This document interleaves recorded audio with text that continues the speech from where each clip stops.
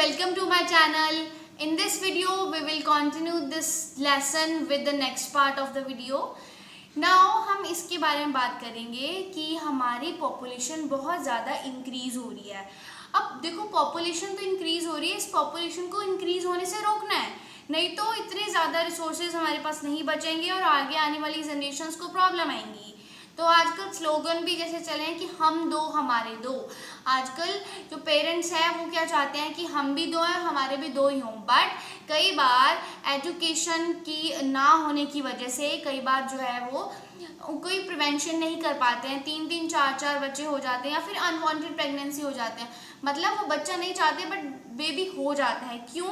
उसके लिए कौन से प्रिवेंशन वाले मेथड है जो कि हम यूज़ कर सकते हैं और प्रेगनेंसी को ख़त्म कर सकते हैं। उसके लिए बहुत सारे कॉन्ट्रासेप्टिव मेथड्स डेवलप किए गए हैं। कॉन्ट्रासेप्टिव मेथड बहुत तरह के होते हैं, जैसे कि नेचुरल मेथड्स होते हैं, फिर बैरियर मेथड्स होते हैं, सर्जिकल मेथड्स होते हैं, ओरल मेथड्स होते हैं। हम इस वीडियो में इन सब के बारे में बात करेंगे, बट उससे पहले हमें जानना चाहिए कि जो कॉन्ट्रासेप्टिव मेथड्स हैं उनकी प्रॉपर्टीज़ क्या होनी चाहिए।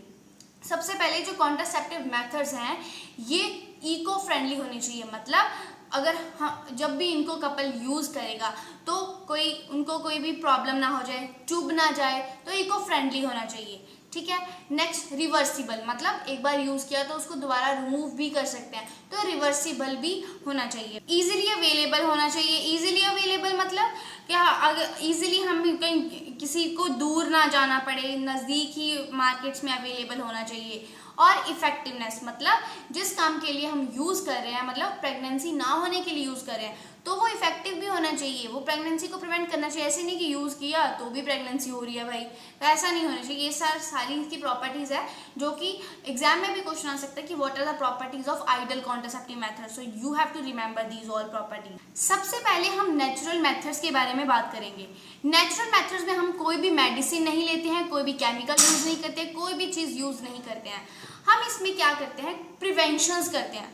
कहते हैं ना कि prevention is better than cure, तो हम इसमें प्रिवेंशंस करते हैं। प्रिवेंशंस कैसे करते हैं, देखो सबसे पहले है पीरियोडिक एब्स्टिनेंस। मतलब इसमें क्या होता है, जैसे जो मेंस्ट्रुअल साइकिल होता है वो 28 डेज का होता है, और जैसे ही मेंस्ट्रुअल एक फीमेल के मेंस्ट्रुअल खत्म होते हैं, मेंस्ट्रुएशन आना खत्म होते हैं, उसके 10 और 17 दिन तक 10 और 17 डे के बीच में ओव्यूलेशन होने के चांसेस बहुत ज़्यादा हाई होते हैं। अगर हम 10 और 17 दिन के बीच में कोई भी रिलेशन बनाते हैं या कोइटस करता है कपल, तो कंसेप्शन होने के चांसेस ज़्यादा होते हैं। तो नेचुरल मेथड ये है कि 10 और 17 दिन के बीच में रिलेशन या क्वाइटस नहीं करना है, नहीं तो कंसेप्शन होने के चांसेस हैं। इसमें ना ही हमने कोई मेडिसिन यूज़ की, ना ही कोई केमिकल यूज़ किया, हमने क्या किया, जस्ट नेचुरल मेथड यूज़ किया, मतलब हमने प्रिवेंशन की, सिंपल। इसके साथ ही नेचुरल मेथड में एक और आता है लैक्टेशनल एमेनोरिया। लैक्टेशनल होता है, लैक्टेट मतलब मिल्क वाला कोई भी, एमेनोरिया मतलब एमेनोरिया मतलब मेंस्ट्रुएशन का ना होना। इसका क्या मतलब है, जब नया नया कोई बेबी होता है ना, मान लो अभी बेबी हुआ, न्यू बेबी हुआ, ठीक है, तो बेबी जब 2-3 महीने तक का होता है या फिर कई बार 6 महीने तक का होता है, तो मदर को पीरियड्स नहीं आते हैं। पार्चुरेशन के बाद नया बेबी हुआ तो 4-5-6 महीने तक पीरियड्स नहीं आते हैं। तो मतलब क्या होता है, इस दौरान जो मदर है वो मिल्क दे रही होती है, ये हो गया लैक्टेशनल, और इस लैक्टेशन पीरियड के दौरान पीरियड्स नहीं आते तो एमेनोरिया, लैक्टेशनल एमेनोरिया। तो ये एक ऐसा पीरियड होता है जब कंसेप्शन होने के चांसेस नील होते हैं, मतलब ज़ीरो होते हैं। क्यों? क्योंकि इसमें मेंस्ट्रुएशन नहीं होता है, तो कोई भी कपल अगर इस टाइम में रिलेशन बनाता है, कोइटस करता है, तो इसमें जो है वो कंसेप्शन होने के चांसेस नहीं होते हैं। नेचुरल मेथड में ही एक और मेथड है विड्रॉल और कोइटस इंटरप्टस।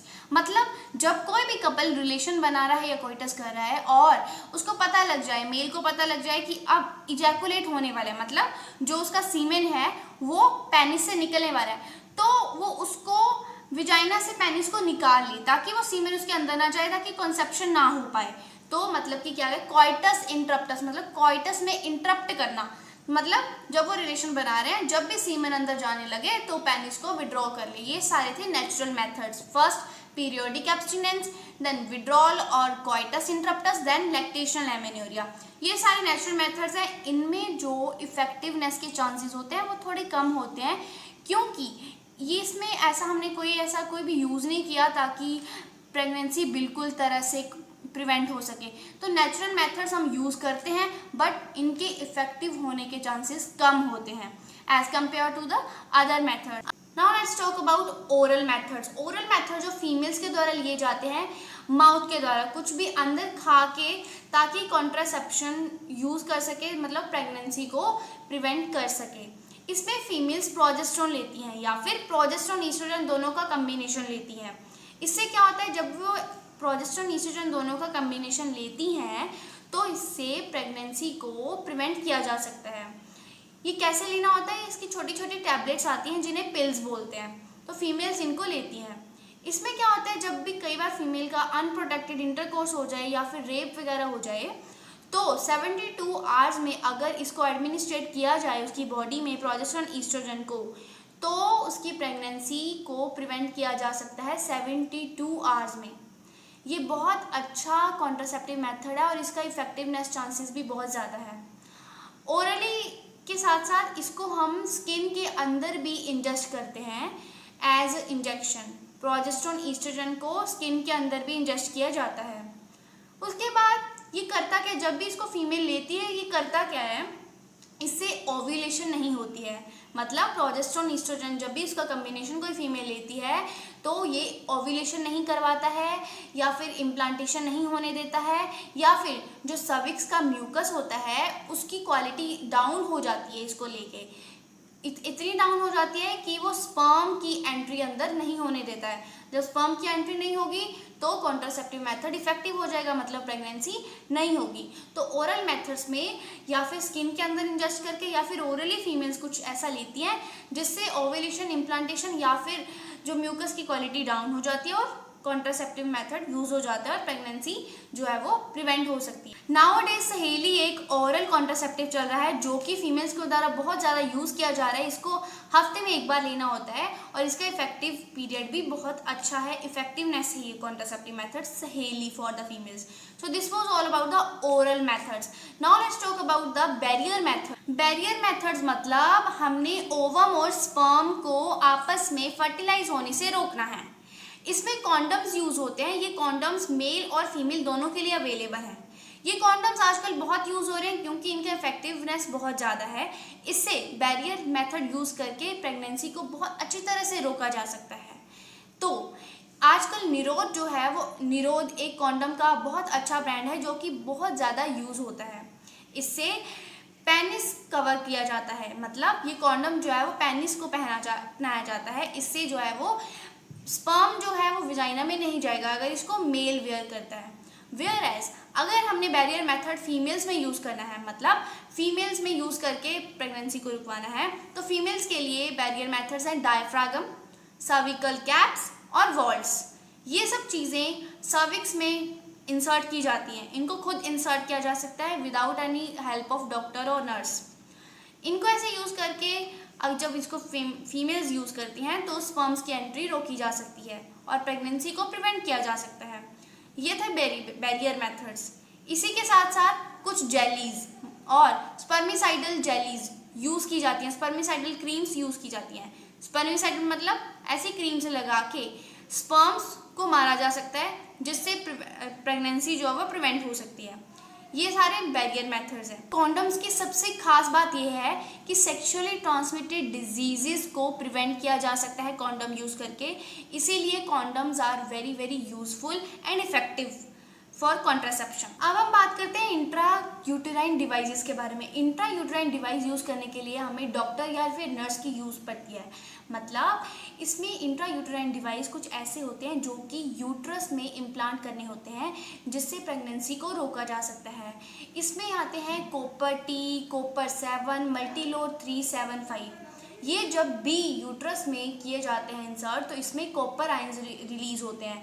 जब कॉपर आयंस रिलीज होंगे ये स्पर्म की मोटिलिटी को कम करेंगे। स्पर्म को अपना काम नहीं करने देंगे, मतलब प्रेगनेंसी को प्रिवेंट किया जा सकता है। इंट्रायूटेराइन डिवाइस कुछ ऐसे भी होते हैं जो कि हार्मोन्स रिलीज करते हैं जैसे कि प्रोजेस्टासर्ट और LNG-20। इससे हार्मोन्स रिलीज होके जब भी हार्मोन रिलीज होते हैं तो प्रेगनेंसी को रोका जा सकता है। मतलब स्पर्म जो है वो फर्टिलाइजेशन करने की एबिलिटी नहीं रखते हैं फिर जब ये इंसर्ट कर दिए जाते हैं। जब फर्टिलाइजेशन करने की एबिलिटी ही नहीं होगी स्पर्म्स में तो प्रेगनेंसी कैसी होगी। सो ये भी intrauterine devices are also very important contraceptive methods widely useful in India. So intrauterine device था। Now let's talk about the surgical method. Surgical methods को स्टेरिलाइजेशन बोलते हैं। मतलब ये परमानेंटली ही प्रेगनेंसी को बंद कर देते हैं। मतलब प्रेगनेंसी कभी भी फिर नहीं होती है, क्योंकि अगर ये सर्जिकल मेथड फीमेल में हो रहा है तो फीमेल में क्या किया जाता है, जो फेलोपियन ट्यूब्स हैं, ओविडक्ट हैं, इनको कट कर दिया जाता है और इनको टाई अप कर दिया जाता है। जो फेलोपियन ट्यूब्स ही कट हो जाएंगी तो फिर दोबारा कहाँ से प्रेगनेंसी होगी। तो सर्जिकल मेथड जो है वो नॉन रिवर्सिबल होते हैं। इससे क्या होता है, ओविडक्ट जो है वो काट दी जाती है। वेयर एज अगर ये सर्जिकल मेथड्स मेल करवा रहा है तो मेल में वासा डेफरेंस को कट किया जाता है। वासा डेफरेंस ही कट कर दी जाएंगी तो कहाँ से भाई स्पर्म आएंगी, कहाँ से प्रेगनेंसी होगी फिर। तो surgical methods are non reversible और ये जो है आजकल बहुत ये भी यूज़ होते हैं। साथ साथ में जो हमने पहले पढ़े natural methods, barrier method, oral method, ये सब भी यूज़ होते हैं। So this was all about the different methods used for prevention of the pregnancy. These were all contraceptive methods. I hope you liked this video. If you liked it, please hit the like button and subscribe to my channel for upcoming videos. Thank you so much for watching. Bye bye.